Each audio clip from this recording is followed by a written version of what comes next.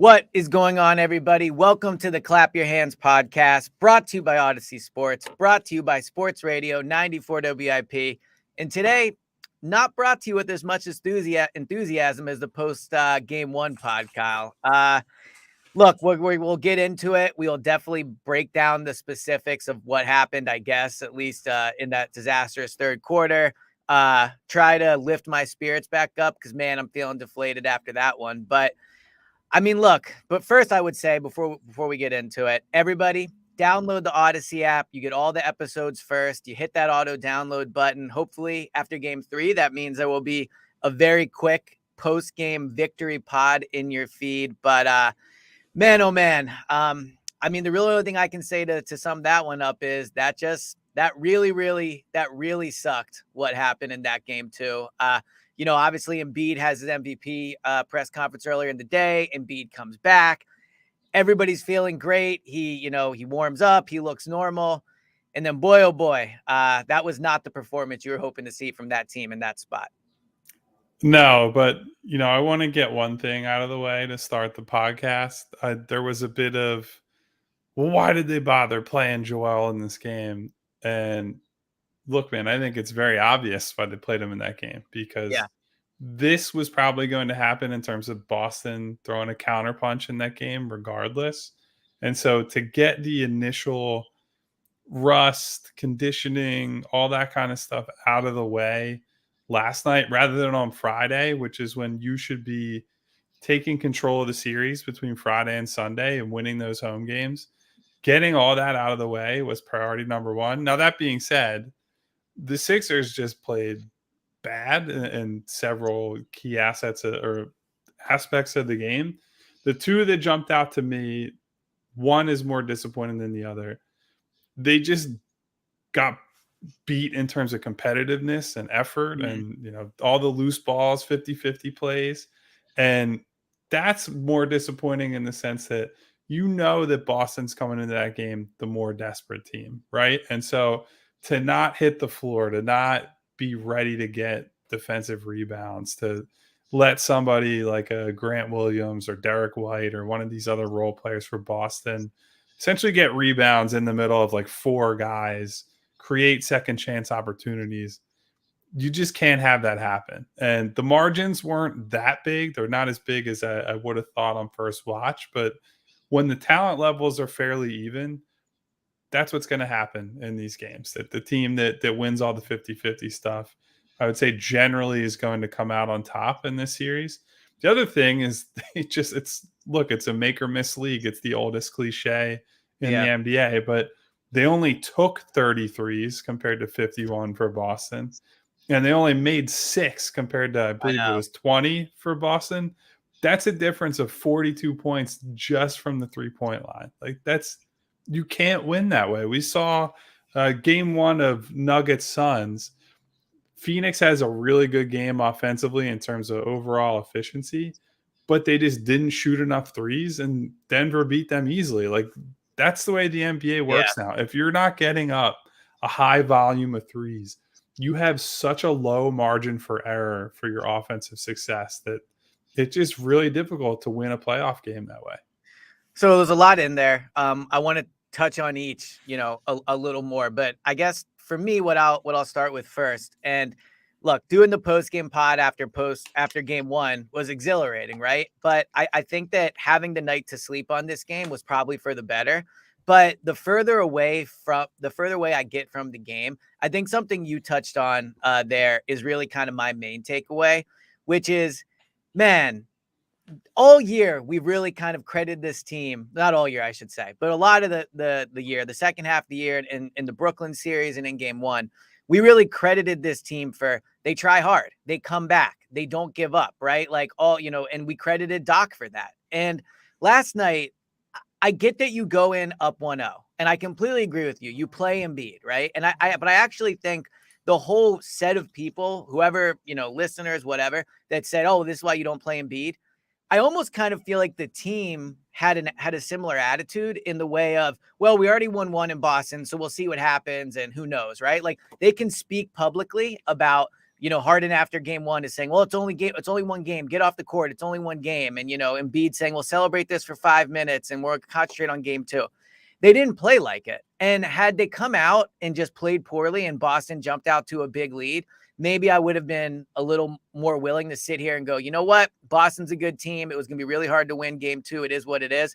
But what really frustrates me, the further we get away from that game was, it was so winnable. Like the first half of that game, Boston did not play well. Like the Sixers shot 1, I think, of 13 from 3 in the first half. Felt like they were down 6 or 7 the entire first half. By the end of the, 2 or 3 minutes left in the second quarter, they get it to, I believe, 4 or maybe 6 or something like that. Boston goes on a little mini run. They're up 10 at halftime. But that game was not over. Like as poorly as the Sixers played, as poorly as their effort was, Boston didn't exactly come out and land some haymaker and put them away right away. What sucks is they came out in the third quarter and they basically stopped trying. Like I have almost no recollection of the third quarter because it felt like the second halftime started, it was over, right? Like the next thing I know, I look up and all of a sudden they're down 16. And then next thing you know, the starters aren't even playing in the fourth quarter. So I put that on Doc, right? If we're going to credit Doc for when they try hard and when they come out and make comebacks, it's on Doc the fact that this team looked like they didn't even give a shit in the second half. Like, and I understand you're up 1-0 and all those things, but you win that game last night and you're up 2-0 and the series is almost over. And you're only down 10 at halftime. You're only, single digits most of the first half. This idea that it's like, well, they were going to lose anyway. I completely don't subscribe to that. And I think it's like unacceptable from the fans that are pointing that out. You don't just throw games away in the playoffs. You don't just say, well, we won the first one, so we have home court advantage now and we'll see what happens. Last night was a big game. And I still think they're going to win the series. I picked it before the series. I felt even better about it after game one. So I'm not giving up. But I don't think that this whole, well, it is what it is attitude from some people is fair. Like they deserve to be ripped for the poor effort that they showed in the third quarter because they blew a chance to potentially win that game. Yeah, as always, I'm not as worked up as you are about it. I think the thing that I would be concerned with, because Boston could say the same thing in game one, that like their effort wasn't there. They got outcompeted in certain ways. The Sixers win the 50-50 stuff. They turn the ball over way more, et cetera, et cetera. Like these are the swings that happen within a playoff series during a playoff run. The concern I would have is that the defensive discipline is just not there. And look, Joel had a great first half protecting the rim, right? I think the big positive from that game is that I thought he moved well, all things considered, coming off this layoff. And having said after the game that he should be out 4 to 6 weeks, which nobody wants to say it's a grade He 2. said that? Yeah, nobody Joel. nobody wants to say no. He also, you have to actually listen to the whole context, Elliot. So like before you fucking jump off a bridge, relax. He said he's on the floor. There's no excuses, whatever. But that the 4 to 6 weeks indicates, even though nobody wants to say this, it's a grade 2 sprain, and like that's a problem. It's not going to go away. A 2-day difference in terms of rest is not making the difference. Anyway, he looks good relative to what he's dealing with physically. 5 blocks in the first half. Boston can't score on him at the rim. And the guys around him don't seem to understand what the value of his rim protection is.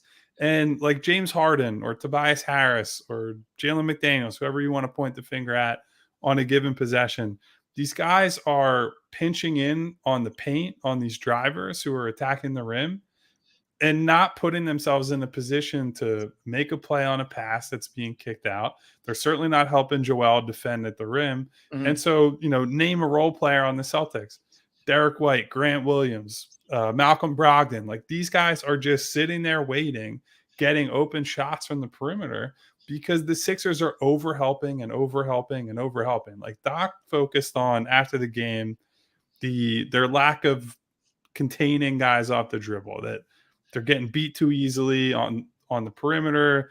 That puts stress on the paint, and then they're collapsing and, they're getting the open threes out of it.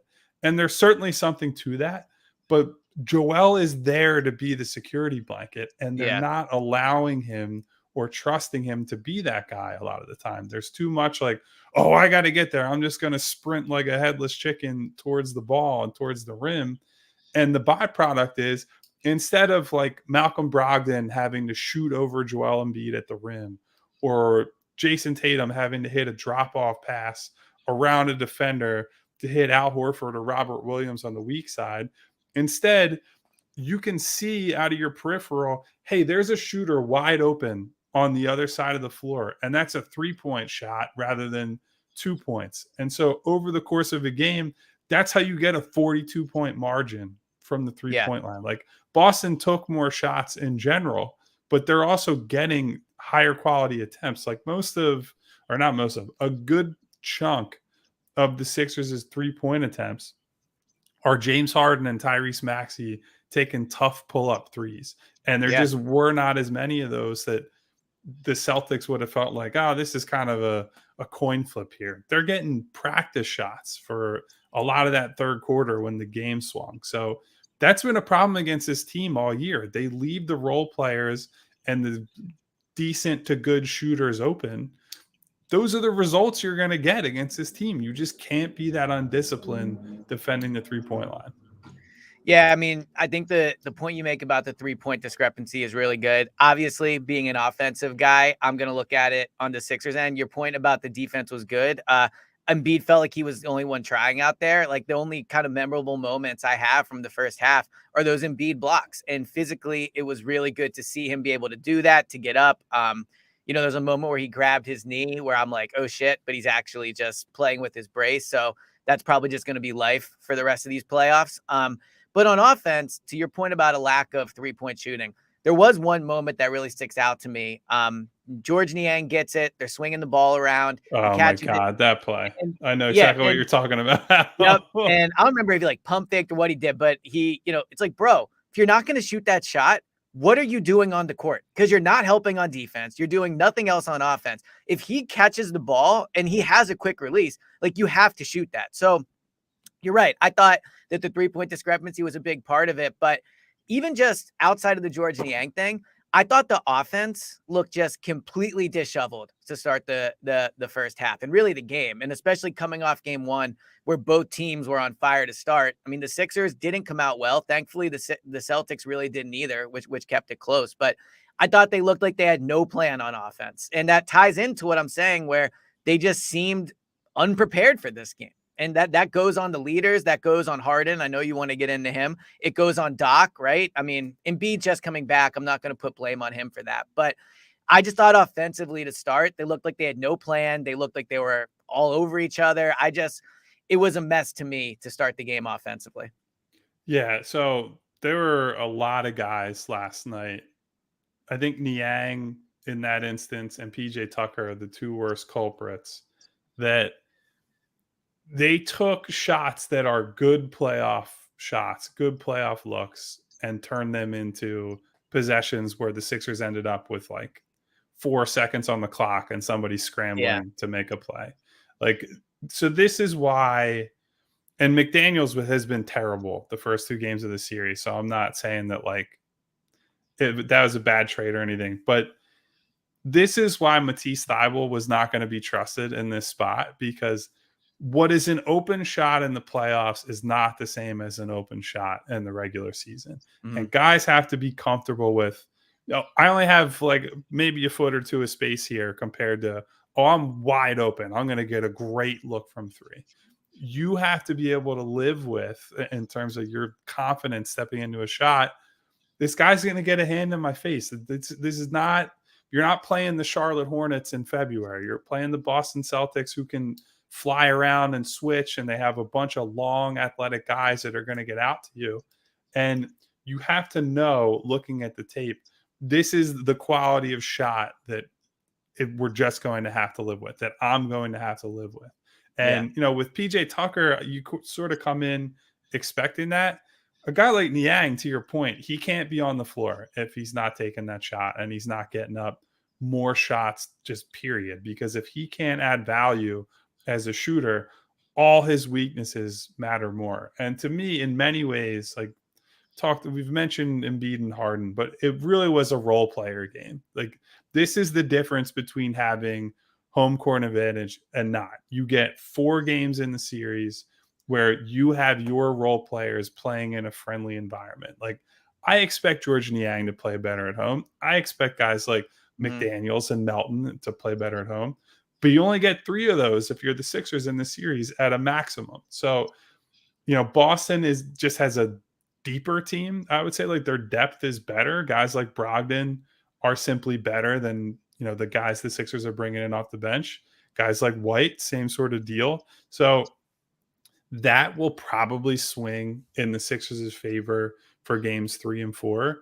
But then you need your superstars, or your stars, I guess, at this point in James Harden's case, to play like star players. And look, we can say everything we want about, Joel looked better physically than maybe I thought. And I don't really put the defense on him except for maybe, a few outlier plays. But Mhm. he only ended up with what, like 15 points or something like that. Like, this was not a, oh man, Joel is back type performance. Right. It's okay. He was pretty good. And James Harden was bad. He's bad on both sides of the ball.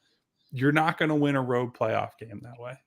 Yeah, so let's get into Joel now. I left that game, and look, I'll admit my expectations maybe were just too high heading into the game, right? He wins MVP, he's coming back. Like, I was ready for a Joel game. And I wasn't there watching warmups, but you watch the videos and he looked relatively normal. We talked about how he looked defensively. Overall, I guess I thought he moved mostly better than I expected. He's never going to be like a sprint up and down the court guy. So maybe I'm reading too much into him, maybe, jogging relatively slowly from one end to the other. I'm sure his conditioning, understandably, with almost 2 weeks off, wasn't great. I think on defense, just watching him get up and make those blocks was encouraging, just from a physical perspective. On offense, so he has 13 first half points, which would, had the game remained close, in theory, puts him on pace for 26. But ultimately, he was a complete no-show in the third quarter offensively, like the whole team was. My overall take of him offensively was I was not impressed with him on offense. I don't think he was terrible. I don't think he was, oh my God, this is concerning. But I didn't leave that game saying, you know what? This looks like a guy that if the Sixers need him to, will put up 30 points in the 3 games that they're going to need to win to close this out. So curious where you fall on how you thought Joel looked on the offensive end, and I guess just overall physically. I think when he got to it on offense, he looked fine. I think the problem, and Doc said this last night, I agreed with him on it. I think there was a little too much, hey, I'm coming back into a team that just won game 1, and Joel tried to defer and like, Mm-hmm. oh, I'm going to play pass first and not try to call my own number a whole lot. Like, I think he only ended up taking 9 shots last night. Now, obviously, the minute count impacted that in some ways, but I think you could see that. Like, he was trying to feel out, hey, what am I doing here? How are we running things? How have we been running things since I've been out the last, couple weeks or so? I know most of that time was on the practice court, but just looked a little bit unsure. I also thought my biggest issue with how they set up on offense is they got back more toward the floor spots that Joel has used in the past when he struggled against Boston. There's a lot less from the elbows. It was more, I'm going to post up and I'm going to try to get to the low block. Now, some of that Mm-hmm. might have just been trying to get to the elbows and the spacing's not there or whatever, but he had a turnover on a play where Marcus Smart is on him in the post, and then Horford comes with a late double. There's a loose ball. He picks up a foul. And him with his back to the basket against this team is just not good. Like, you don't want to see that too often. It's something you can go to when you need to in desperate kind of situations. But ideally, you're getting him the ball with, let's say 15 seconds on the clock at the elbows, and he can see the whole defense facing up at the rim. And then you go from there. It's not, hey, it's down to like 8 seconds and we finally got an entry pass to Right. Joel on the block. Because at that point, Boston's going to hit him with a very aggressive double. And if he can't make a read right away, now you're down to 4 or 5 seconds, and either guy's getting it and Boston's flying on the rotation to the kick out, or he's just turning the ball over or forcing up some bad shot. Like, they need to get him the ball earlier. They need to get him the ball at his spots. But to your point, he also has to take advantage of his touches. Like, I think you saw a few flashes last night. There was one possession where he had a quick move and dunked it, just like Yep. absolutely smoked Al Horford. And that's more of what we saw the last two meetings of the regular season. That's good stuff. That I think is translatable as long as he's, feeling healthy. I just think there was a little too much. Yeah, I don't want to mess what you guys have going on. And then on the other end, the other guys are obviously trying to get him the ball. He is their best player. He is the guy they're running offense through. So it's just everybody seemed a little uncertain of themselves. And Doc said after the game, well, we've played one way the whole year, so I'm not worried about, getting back to it in game 3, game 4 at home. But Yeah. it is a bit of a concern heading back to Philadelphia. Yeah. Like you mentioned, the dunk I thought was encouraging. Overall, I guess just kind of wrap up the Embiid thing. Did you leave more encouraged or discouraged? Because I think that after they won game 1, the optimism was around. And guess what? Joel's coming back too. And Joel came back and they got absolutely smoked. Not Joel's fault, but it is what it is. They've played the Joel card.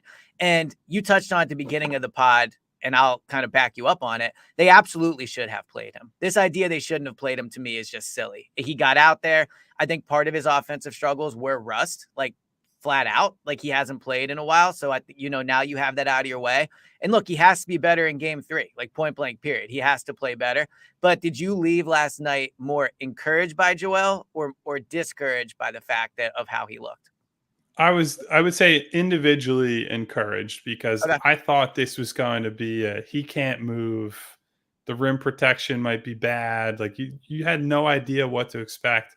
And I thought there were a few plays he made on the move on offense as a passer that were really nice, both in terms of what he's reading and how he's moving. Like Joel driving to the basket and making like a wrap pass on the baseline to hit somebody in the corner. Because those are like, just physically, it's tough for a guy his size to try to work that footwork within the crowded paint. And so to see him on the move making plays for others, or at least trying to make plays for others, that part of it I think is really good. Now, I think maybe discouraged from a team-wide perspective, because that was rough, man. Like, they Yeah. clearly were Yeah. not ready. They clearly were not ready to bring him back in and go back to playing this way. And it did not look anything close to the team that, round 1 against Brooklyn, it looked like a well-oiled machine on offense for most of that series. They're sending doubles at Joel. He's making the right reads. Ball's flying around the floor. There was an odd possession here and there that I thought looked good. And, one of Tobias Harris's 2 made threes out of the 6 that they had all night as a team Yeah. Seriously. was one of the best team possessions they've had in the playoffs, where guys are just beating a closeout, kicking to somebody, swing pass here, and then he gets a wide open corner 3. That's what they can look like at their best, but those moments are so few and far between that I don't know how you come out of that thinking, oh yeah, from a team perspective, I'm encouraged by Joel's return, even if I Right. thought he looked pretty good individually. Now, you would hope game 3, he'll get the MVP trophy before the game. The place is going to be insane. You would hope that he's able to come out and play better. But James Harden and Tyrese Maxey. Look, Harden was one of those, felt like a complete no-show. I know early on, I think had a relatively good first quarter. I think maybe had 9 points or something like that. So he did score a little early on, but didn't think he played overly well. Obviously, I don't think we're going to say anyone on the team played well. So I'm not signaling him Except out. for like Paul Reed, maybe. Yeah, except for Paul Reed, who at this point, is either going to, like, he's actually a great trade chip at this point. I'm not saying I'd trade him. Well, he's a free agent this summer, so. But is it completely unrestricted, or is it like? I can't I feel like he might be restricted, but that's the sort of guy that I don't know that you spend a bunch of money to retain him, even if he's like Yeah. we match this deal.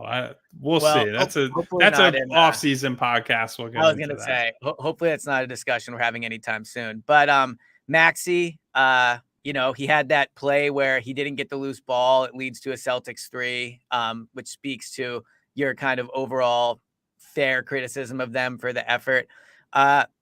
What'd you think of Maxey and Harden play? What'd you think of their play last night?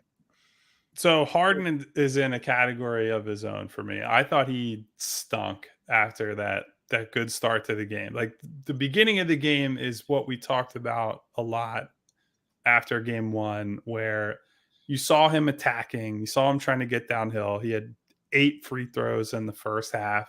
Yeah. And that to me is always a great sign. It wasn't a lot of like flailing around and flopping, drawing calls. It's him going into guys' chests and putting pressure on the officials.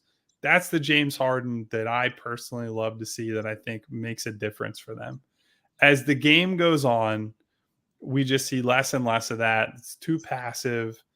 And on the defensive end, he was just fucking horrendous basically the entire night. A lot of just guy he's chasing or guy he's assigned to off ball, he's not really paying attention to. He realizes it about a second too late. Somebody's got to switch or close or do whatever late in the game. And by that point, possession's basically over. They already have a guy rising up to shoot, or somebody else has to rotate, and there's a breakdown elsewhere. It just the worst possible version of James Harden on defense, where he's standing in no man's land. Yeah. He's not switching when he needs to. There's no communication with a teammate to, pass off assignments. And look, I don't want to sit here and skewer him. The concern that I would have for him is that maybe that's closer to what it looks like when there's only one day between the games and he doesn't have a week and a half or whatever it ended up being to rest, recuperate, slap a friend in Vegas, get himself right mentally. And that's been the thing, right? Like last year we saw this, it was more pronounced, but we saw when James had time to get his legs under him, would look really good. When he's having to play this relentless NBA schedule, and it was, back-to-backs and things in the regular season, didn't look like the same guy. And this series, the whole way, we talked about it coming into it, every other day, all the way through a potential game 6. Game 7 is the only game that they will get any kind of real rest between the games if it gets to that point. We don't know that it's going to get to that point. The series could end in 5 or 6 games, and nobody will have ever gotten any kind of break to kind of settle themselves in and get it done. So that's my big concern with him, is that if he's not right physically, and you also have to deal with the mental struggle, or not mental struggles is probably the wrong word, the mental apathy that he shows on defense, that's a tough combination. I was a little more encouraged by Tyrese. I think some of his issues were just he missed shots from 3. Like that's going to happen. A lot of them in and out too. Like a lot of them, bad. And Harden had a couple of those too. Like Harden had 2 shots last night that there was like voodoo going on. Yeah, they were like halfway down, if not 80%. So game looks a little better if he makes those. But Tyrese, I thought, did a good job at least attacking inside the arc. There was some good, runners, floaters, him beating a guy off the dribble, added some pace and transition. I do think he seems like he's starting to figure out this matchup a little bit. And he can see, like, look, he's going to have a size disadvantage against most of these guys who defend him. But he has a speed advantage against absolutely everybody on that team. Nobody has the same pace as him. And so however they're playing him, if they're overplaying his right hand, he's got to go left. Like he's got to do whatever he's got to do to leverage that pace. I thought he did a much better job of that. I thought, honestly, some of their best looks from 3 came when he collapsed the defense and got into the paint and then, kicked it out to a shooter. So there's definitely some signs of life from him that I think, given this season and the career, honestly, he's had against them, I'm a little bit encouraged by, but, still only had like, I don't remember what the stats were. I think at one point he had Yeah. He had like 13 points on 14 shots. So like Yeah. end of the day, it's still not nothing you're writing home about. I mean, when you look at the final score, obviously you don't expect anyone to have a good stat line, but looking at the box score individually is not good. I mean, look, I think we can agree that for game 3, they need to bring whoever James Harden slapped from Vegas, just bring him into the stadium, put him on the court, let Harden have a I was little. told that's his friend and like a personal photographer. It's Perfect. essentially Bring the them. Bring them. You know how they have someone ring the bell. They can have Harden slap them at center court to get the game going. So before we wrap this up, game 3. I mean, look, it's a must-win game. It's just point blank period, must-win game. You have to win it. What are your thoughts on the game? Well, they got to match the energy of the Celtics. And I don't think that should be that hard when you consider Joel's going to get the MVP trophy more than Yeah. likely. And that arena is going to be going absolutely ballistic at tip off. The fans certainly know what the stakes are and are going to show up ready to go. I always wonder, though, if sometimes that actually works against you. Like, I think there is a level of there can be too much energy, and that's from the crowd, the players, everybody, Yep. where if Boston is able to kill that early, if they're able to get out to an early lead and play better in the first half, then that turns into like a nervous energy. And that Very that quickly. sort that sort of thing in an arena is palpable. Like you can hear it, you can feel it. Every little run the other team goes on, it gets very tense in there. And look, these guys are not immune to that. They're paid a lot of money to try to compartmentalize, and they just worry about what's between the lines and all that. But they can feel that. So I think it's really important, more so than usual, that they get off to a good start and sort of ride that wave that the fans and Joel's MVP is going to give them. Because if you give Boston early hope in that game, that can turn really quickly. And all of a sudden, all the old demons come Yeah. flying back. Joel's record against the Celtics in the playoffs is what it is. Like, I know Not they've good. shrugged that off, and I've said doesn't matter what they did in 2020 and 2018. It's a different team. But look, it's easy for me to say that as somebody who won't play in the game. It's a lot harder for everybody else to try to shrug off. 100%. I think like a theme of this pod since we started has been, should people believe, should they not believe? Is this team the same? Is this team different? I'm not saying it all comes down to 48 minutes on Friday, but I think when you consider all the aspects of the game, the importance of it, the emotional aspect of it, the opponent, the fact it's in the second round, we're going to find out the answer to this question we've been talking about and debating this whole life of this pod. Look, they could play a great game and lose, and we could walk out and say, yeah, this team was different. They lost a close game, but man, you can't do the come out, Joel's flopping around, all that stuff. Like, you got to show up on Friday. You have to win for sure, but you can't leave that game with Joel's got 15 points again. Harden's a no-show. Like, this is it. You're at home. Everyone wants to believe. And to your point, I think that belief that people want to have can very quickly turn to nervous energy considering they're demons. So we will be back with the pod after that game, hopefully talking about a win. But before we wrap this up, Kyle, we got an interesting review. I don't know if you've checked. Have you looked at the 5-star reviews yet? I have not. So now Right, I'm going to have to. I'm going to read it to you because I think it's a very specific one that, look, it's been a bit of a downer pod. I'm upset they lost. Kyle has billion things going on in his life, but I think this will bring a smile to your face. So it's a 5-star review, and the title is No Punches Pulled. It says, I've been good friends with Kyle for closing in on 3 decades. This is clearly an unbiased opinion. From our 4th grade sports program on our elementary school's Friday news show to BSing in high school, college, and beyond, Neubeck's approach to analysis has become more learned and mature. Through the delivery, he has changed. He's a type of person you go to for in-depth analysis, the nuances that get to the root of the problem, or to highlight the qualities that lead to success, really for any team. And he goes on a little more. Then he said, the guy has been a student of basketball for as long as I've known him, and whether you listen, read his articles, or both, his investment in the sport is evident. And then he says, if you've heard Eliot on WIP, you know what you're getting from him. I don't know if that's a compliment or not, but I at least got a little something in there. So I don't know if you can figure out who that is based off. I think I actually that. know exactly who that is because Okay. I was talking with a few buddies of mine about the podcast the other day. Nice, So. nice. Well, you can keep your honest analysis of the pod to yourself for between the pods. But the guy's name is Aaron Wolf, I think maybe is the I'd say I have 90% confidence.